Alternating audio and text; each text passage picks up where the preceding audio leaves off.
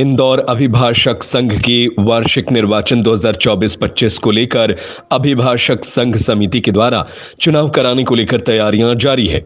उम्मीदवारों के द्वारा नामांकन पत्र निकालने की अंतिम तारीख 23 फरवरी को किसी प्रत्याशी ने फॉर्म वापस नहीं लिया। अभिभाषक संघ के चुनाव में 1 मार्च को कड़ा मुकाबला देखने को मिलेगा। अभिभाषक संघ समिति के सहायक निर्वाचन अधिकारी अशोक यादव ने बताया कि अभिभाषक संघ की वार्षिक निर्वाचन के लिए 1 मार्च को मतदान होगा, जहां मुख्य चुनाव अधिकारी मनोज द्विवेदी के नेतृत्व में होने वाले निर्वाचन में कई नवाचार के साथ यह चुनाव संपन्न कराए जाएंगे। चुनाव अधिकारी अशोक यादव ने बताया कि 23 फरवरी को किसी उम्मीदवार के द्वारा नामांकन पत्र वापस नहीं लिया गया, जिससे इस बार कड़ा मुकाबला देखने को मिलेगा। उन्होंने कहा कि प्रत्याशियों की अंतिम सूची का प्रकाशन जारी करने के साथ ही मुख्य चुनाव अधिकारी के नेतृत्व में निर्वाचन करने वाली टीम सक्रियता से कार्य में लग जाएगी। यादव की माने तो इस बार 5 नामांकन पत्र अध्यक्ष के लिए हैं, 5 उम्मीदवार उपाध्यक्ष के लिए, 3 उम्मीदवार सचिव के लिए हैं, तो वहीं 8 उम्मीदवार सह सचिव और 2 उम्मीदवार कोषाध्यक्ष के लिए नामांकन फॉर्म जमा कर चुके हैं। उन्होंने कहा कि निर्वाचन प्रक्रिया में 5 बूथ बनाए जाएंगे, वहीं करीब 150 वॉलंटियर चुनाव में काम करेंगे। हर बूथ पर 8 से 9 कार्यकर्ता रहेंगे। मतदान प्रतिशत अधिक से अधिक कराने की कोशिश रहेगी। अभिभाषक संघ के चुनाव में इस बार 4,444 मतदाता 1 मार्च को मतदान कर सकते हैं। उन्होंने बताया कि सुबह 11 से शाम 5 बजे तक होने वाले मतदान के बाद मतगणना होगी। चुनाव अधिकारी की माने तो नवाचार और पारदर्शिता के साथ मतगणना शीघ्र संपन्न हो और लगभग रात 10 बजे तक चुनाव परिणाम घोषित हो, इसी योजना पर कार्य होगा। सर क्या कहना चाहेंगे? मध्य प्रदेश ही नहीं अपितु भारतवर्ष में इंदौर अभिभाषक संघ का एक अपना नाम है।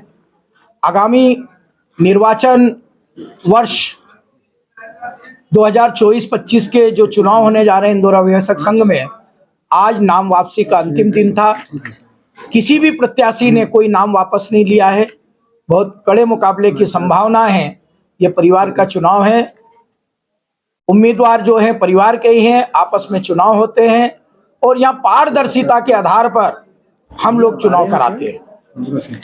किसी भी उम्मीदवार ने कोई नाम, आज वापसी का नाम था 5 बजे तक का, उसके बाद अभी तक किसी ने नाम वापस नहीं लिया है। सभी उम्मीदवारों के स्वीकार किए गए हैं आवेदन, और जैसे ही हम लोग लिस्ट जारी करेंगे तो 1 तारीख को जो चुनाव है उसके पूर्व हमारे मुख्य चुनाव अधिकारी मनोज द्विवेदी के नेतृत्व में हम लोग, हमारे साथ में निशित विजाड, राजेश खंडेलवाल, नंदकिशोर जी शर्मा, संजय मेहरा जी, राकेश पाल जी, मनीष सांकला जी, हर्ष शर्मा जी, हमारे लव हाड़िया जी, समस्त लोग इस काम को जीदारी से अपने एक हिम्मत के साथ एक तन मन धन से हम लोग लगे हुए हैं कि इंदौर जैसी प्रतिष्ठित संस्था का चुनाव पूरी पारदर्शिता के साथ संपन्न हो। यही है। सर कितने फॉर्म आए हैं और कैसे लगभग हम ये मान सकते हैं कि 6 फॉर्म जो हैं, 5 फॉर्म हैं। जो एक उम्मीदवार को 2 फॉर्म है, गोपाल कचोलिया के 2 फॉर्म हैं, लेकिन हम उसको एक ही मानते हैं।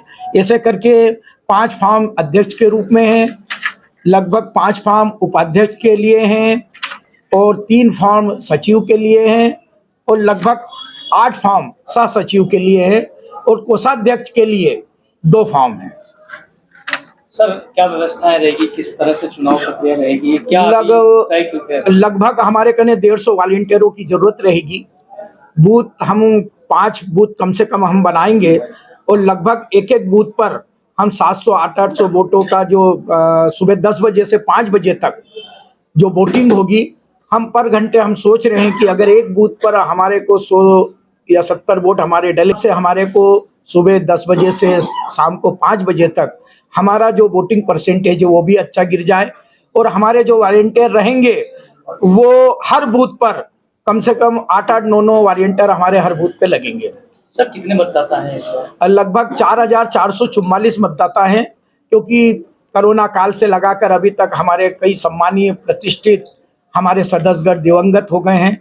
उन लोगों का नाम कम करके जो हमें लिस्ट प्राप्त हुई थी, हमारी जो स्टेट बार जबलपुर से जो कमेटी बनी थी उनके द्वारा जो हमें मतदाता सूची हमें चुनाव संचालक मनोज द्विवेदी हम लोगों स्वयं निर्वाचन अधिकारी को जो प्राप्त हुई थी वो 4,444 सदस्यों की सूची प्राप्त हुई। सर, इस चुनाव में किसी तरह का नवाचार देखने को मिलेगा क्या? हम नवाचार यही है कि जो 2-2, 3-3 बजे तक गणना चलती रहती थी। एक अभिनव प्रयोग करा है हमारे सहायक निर्वाचन अधिकारी राकेश पाल ने। कार्यकारिणी का जो सुबह 4 बजे तक गणना चलती थी उसके लिए हमने काइन की व्यवस्था की है और उसके लिए हमने गणना के लिए हमने विस्तृत योजना बनाई है कि हम कार्यकारिणी और पदाधिकारी मिलकर 10 बजे के पूर्व हम इस चुनाव के परिणामों को घोषित कर एक इंदौर अभिभाषक संघ का नाम पूरे प्रदेश में, भारत में कितनी जल्दी चुनाव परिणाम घोषित। मैं इंदौर अभिभाषक संघ निर्वाचन समिति सहायक निर्वाचन अधिकारी अशोक यादव, एडवोकेट।